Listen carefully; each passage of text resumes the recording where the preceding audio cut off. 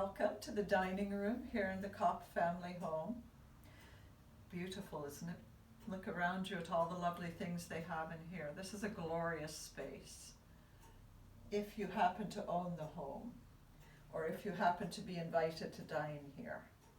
If you're like me, the cook and housekeeper, and like Annie, maid of all work, this is a room that represents a tremendous amount of labor. And I'm going to tell you a little about it so that when you look around and see a beautiful space like this, if you're visiting another house, you can have a little bit of appreciation for what has to go on behind the scenes to make it look like this. So, first thing, we have to set this table with different dishes for breakfast, luncheon, and dinner. Then we have to cook those meals, and then we have to clean up after those meals. So a large amount of my day is spent planning meals, preparing meals, and cleaning up after meals. But I am the cook, that's my job. So I expect it, but I still want people to know we work awfully hard to make it nice. Now, we are lucky here at the Copp family home that we have some modern conveniences in the house. And as you go around the house, you'll see some of them. We do have a telephone here in the house. We have electricity here in the house. We have plumbing. We can get hot water just by turning the tap, and out it comes, warm and ready to use. And we have, perhaps it's not polite to mention in the dining room, but we do have the flushing toilet system here now, which is fantastic. But anyway, I love all those modern advances. There are a few things that I could do without, though. One of the things that came in shortly after the electricity, I just wish that Mrs. Copp had never heard about the automatic electric servant call bell system. So she had that installed.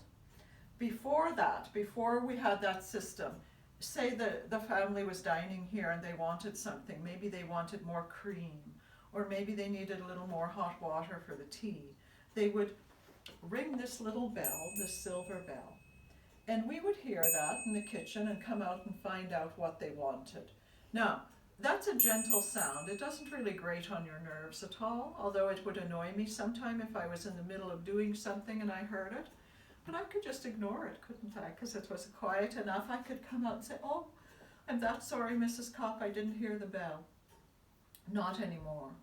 Because now, under the table, if you're sitting at the head of the table, you would feel under the carpet a little lump on the floor. And under that carpet, there's a buzzer to step on. And the master pushes his foot down on that, or the mistress, and oh, it rings really loud back in the kitchen. It's like a big grating loud noise, and you can't ignore it. You can't ignore it. I hate it. It's not only in the kitchen, it's also upstairs. We could be turned in for the night and somebody decide they want a cup of hot cocoa and they press the buzzer and then we have to come down. But anyway, that's progress, I guess. But the reason I have you here today is because I want to talk about what it's like for people like me and Annie when we come from Ireland and have to learn a new way of doing things in America. We came from a small village, in a small house in a small village. We were poor. We didn't have a lot. We had some, not even what we needed.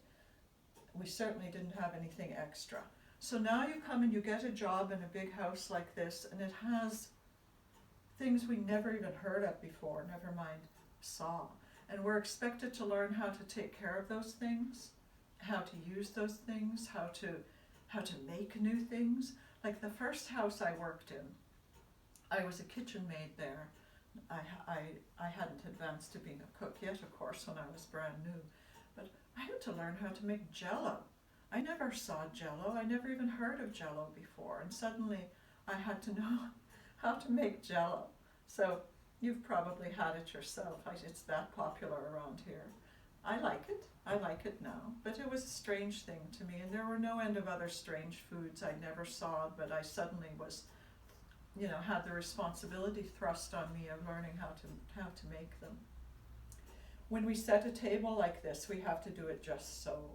In America, they have a utensil for everything under the sun. Like when it comes to scissors, it's not just scissors.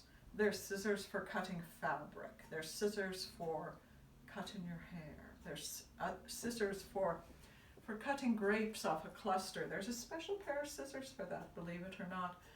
Special ones for trimming your fingernails. So you've got to learn all the different ones so you don't make a mistake. With knives and forks and spoons, it's the same thing. And so I had to learn all of that.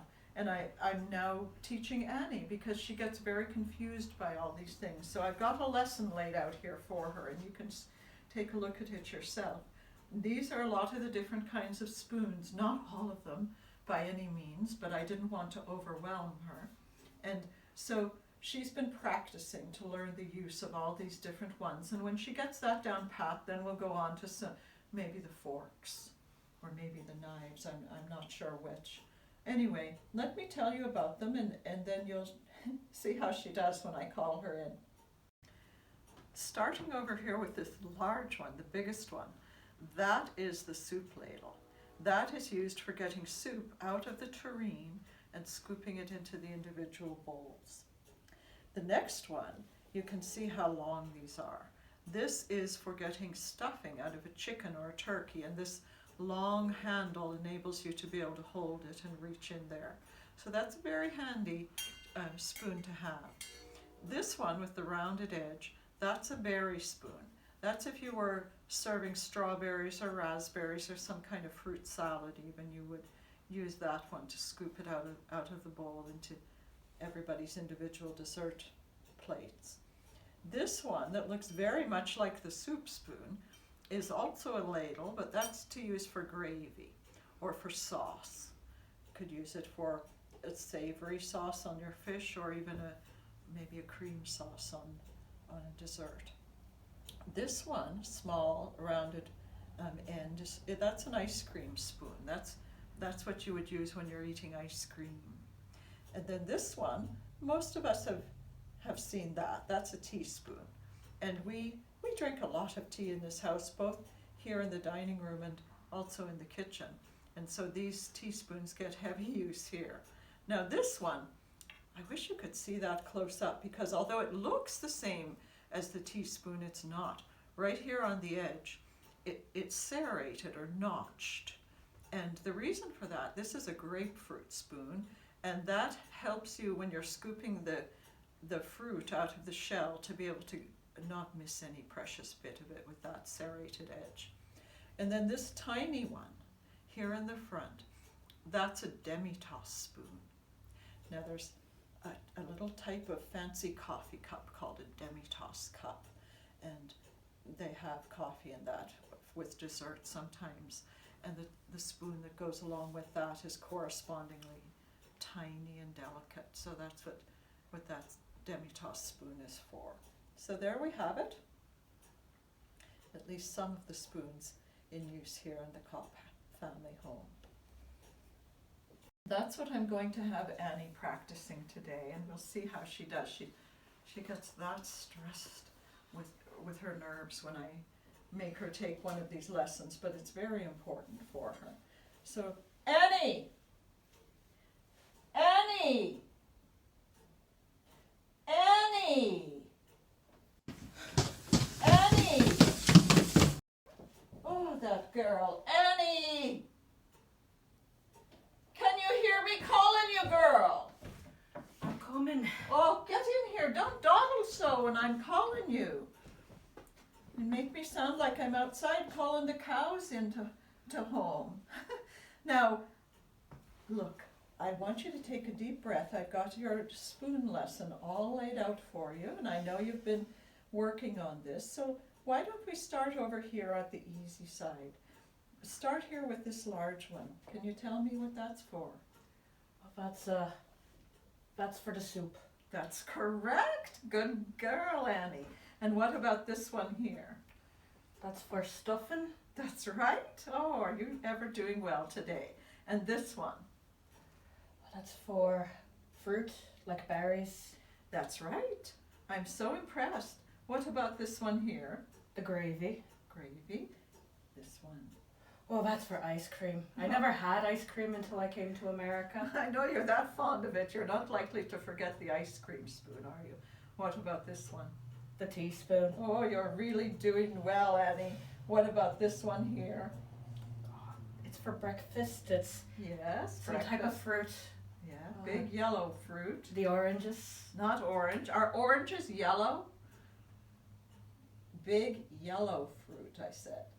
Grapefruit. That's right, the grapefruit spoon. And what about that one? That's for the coffee. What kind of coffee? The dessert coffee. Close. It begins with a D. Fancy French word. I just don't get it. Why do they need so many spoons? You know what they're like here in America. They got to have a spoon for everything. I just want to pack all these spoons up and all these dishes and take them to my village, and I could serve everybody dinner, and everyone could have their own spoon and own plate. Oh, Annie, you're getting yourself worked up. Why don't you take a deep breath, go have yourself a cup of tea, and then we'll try again. All right, But you did very well indeed. That's the best you've done so far.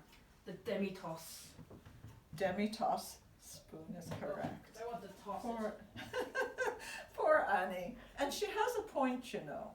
In our home, where I grew up, we had a big spoon for stirring the pot, and we had another spoon that we would use to eat our oatmeal or our soup.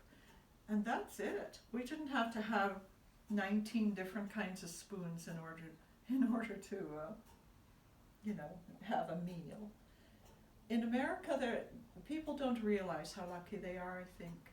You know, if you come from somewhere where you're really lucky if you get oatmeal or potatoes every day, and you might have it every day. You were just lucky to have something in your stomach and not wake up hungry and not fall asleep hungry.